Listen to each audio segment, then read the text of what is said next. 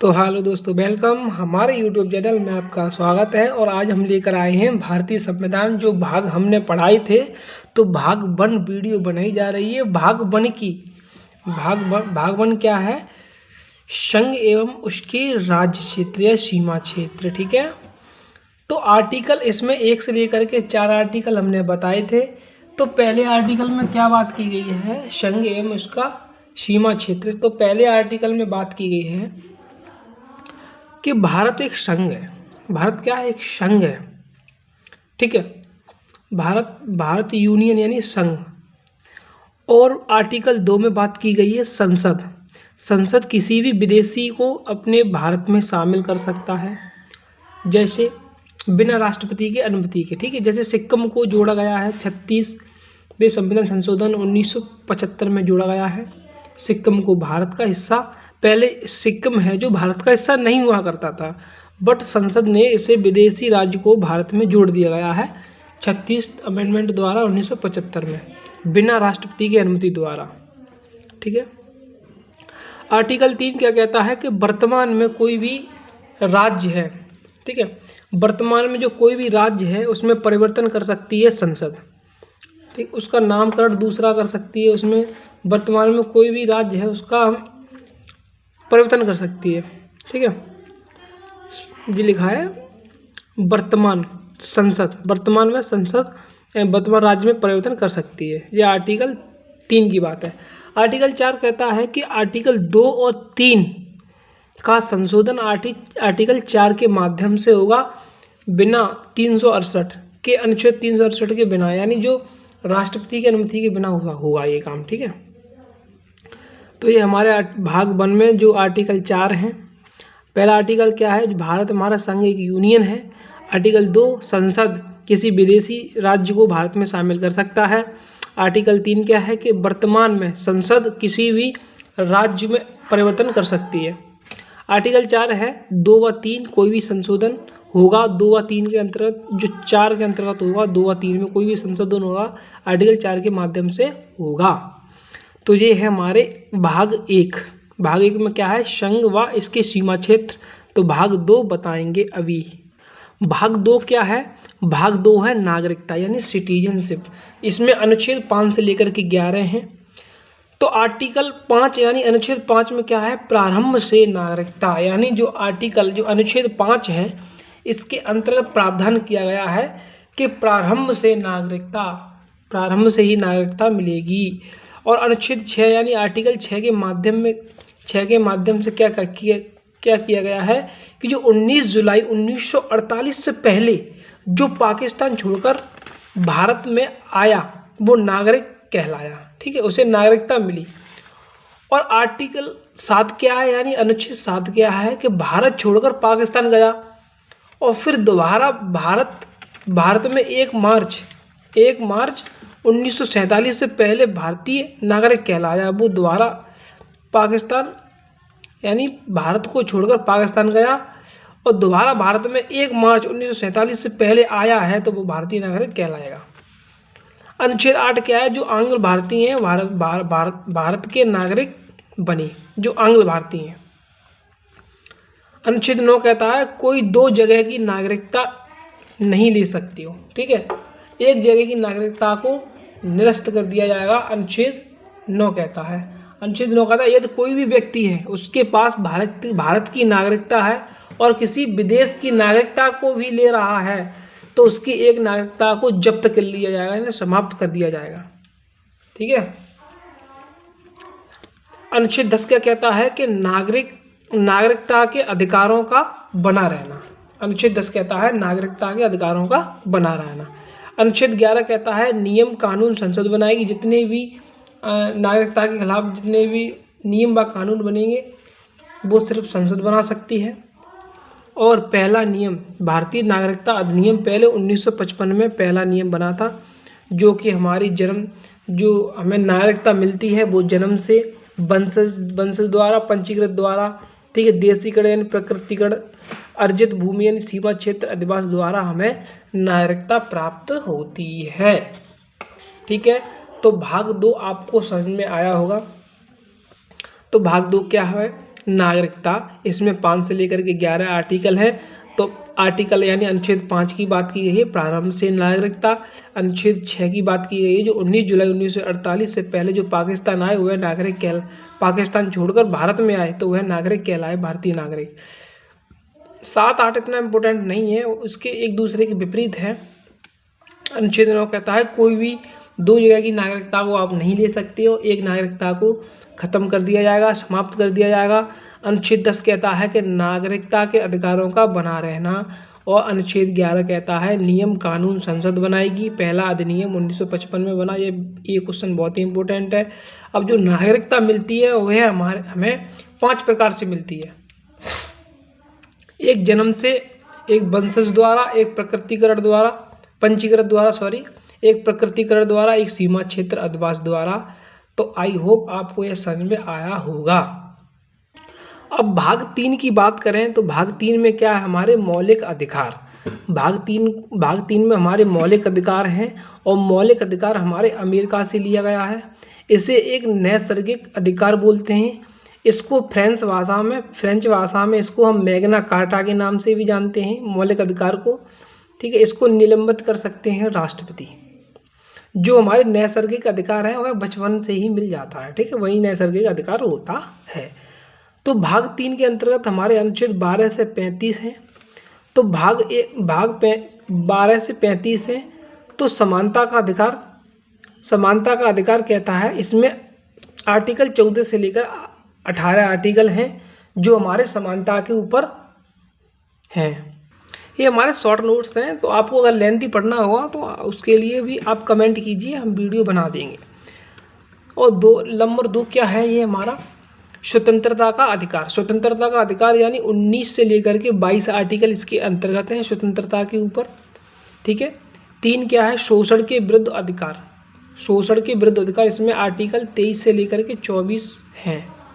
धार्मिक स्वतंत्रता का अधिकार यानी आर्टिकल 25 से लेकर के 28 तक हैं। जितनी भी धार्मिक से संबंधित वगैरह होंगी सभी 25 से लेकर 28 के अनुच्छेद में बात की गई है।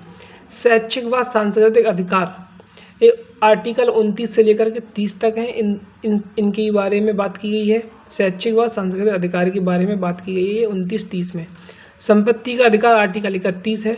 संवैधानिक औपचारिकता, हाँ दोस्तों यह बहुत ही इम्पोर्टेंट है।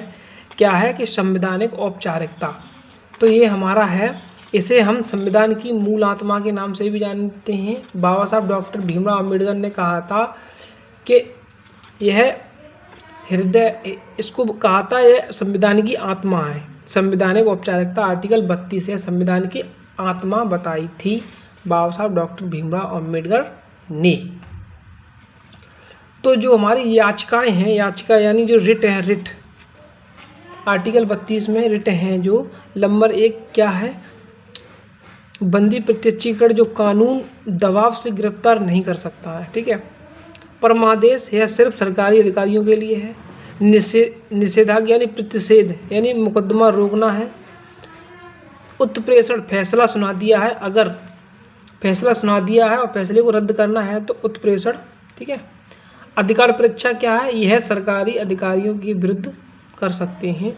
यह हमारी याचिकाएं, रिट हैं, ये इम्पोर्टेंट है। आर्टिकल 32 भी इम्पोर्टेंट है, इनसे हमारे क्वेश्चन पूछ लिए जाते हैं।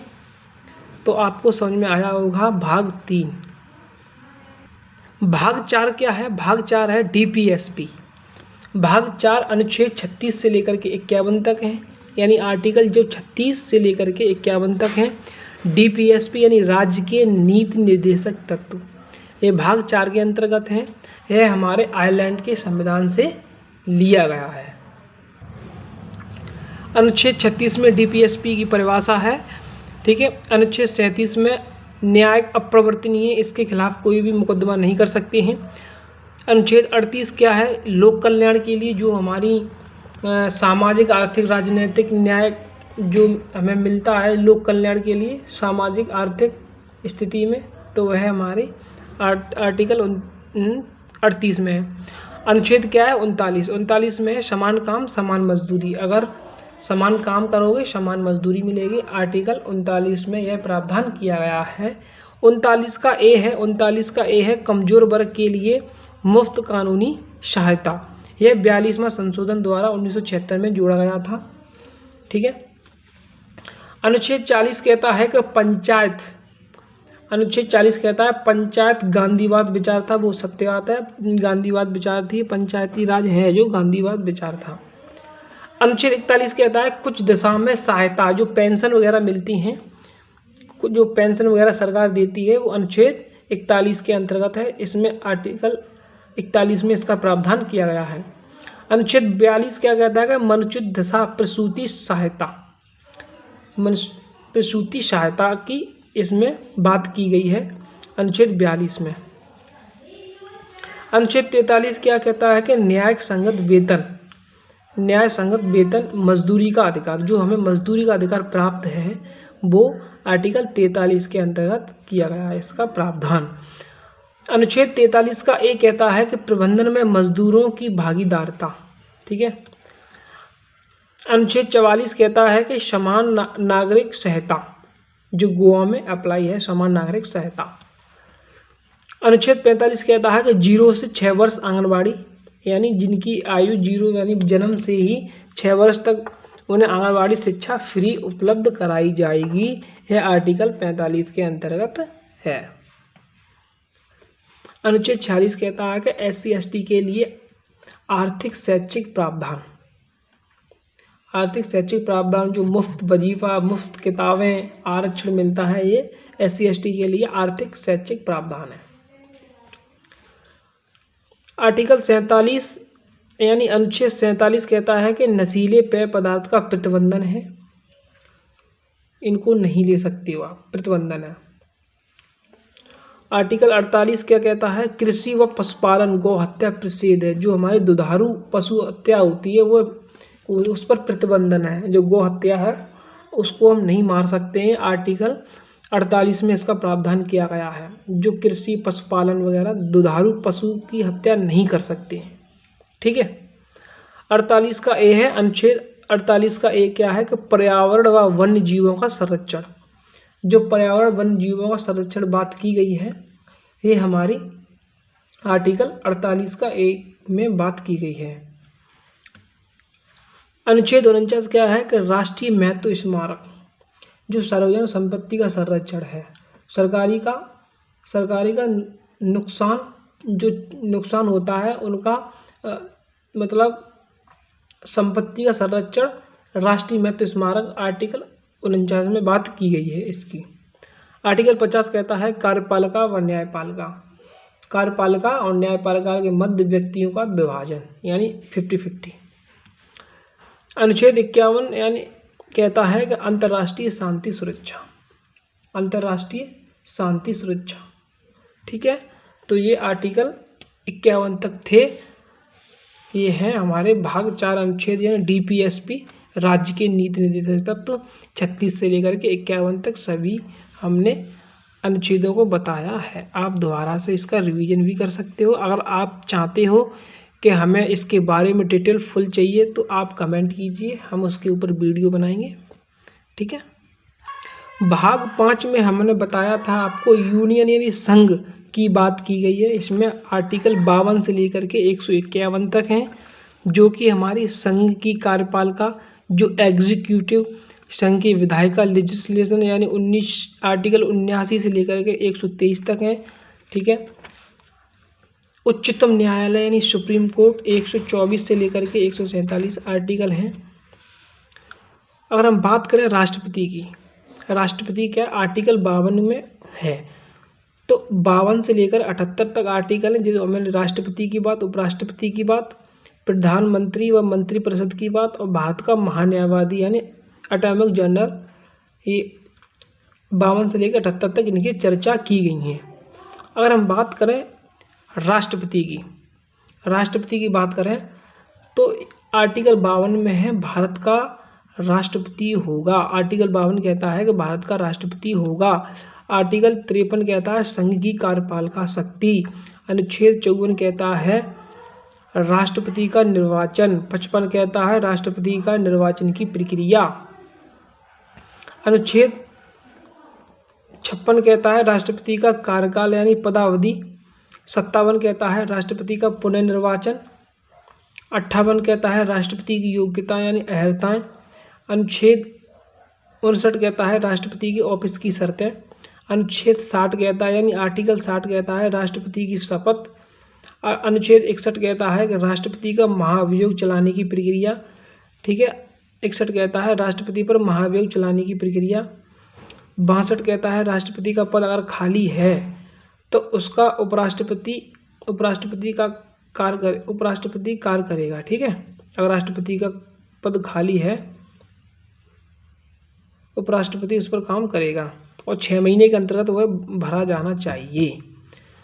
अगर बात करें हम उपराष्ट्रपति की, तो उपराष्ट्रपति में क्या है, ये आर्टिकल 63 से लेकर के 63, 64, 65, 66, 67, 68 इतना इम्पोर्टेंट है, 69। तो आर्टिकल 63 में क्या बात की गई है कि भारत का राष्ट्रपति उपराष्ट्रपति होगा। 64 में उपराष्ट्रपति का राज्यसभा का पदेन सभापति होगा। 65 में राष्ट्रपति के पद से आकस्मिक स्थिति के दौरान उपराष्ट्रपति कहीं पर चला जाता है तो उसके स्थान पर राष्ट्रपति के रूप में कार्य करना उसकी कृत्य का निर्वहन होगा। आर्टिकल 66 क्या कहता है, उपराष्ट्रपति का निर्वाचन। 67 कहता है आपका उपराष्ट्रपति की पदावधि। और 69 कहता है कि उपराष्ट्रपति द्वारा शपथ व प्रतिज्ञा। तो आई होप आपको यह वीडियो अच्छे से समझ में आई होगी। तो चैनल को तो वही सब्सक्राइब करना है और ज़्यादा से ज़्यादा शेयर करना है। धन्यवाद।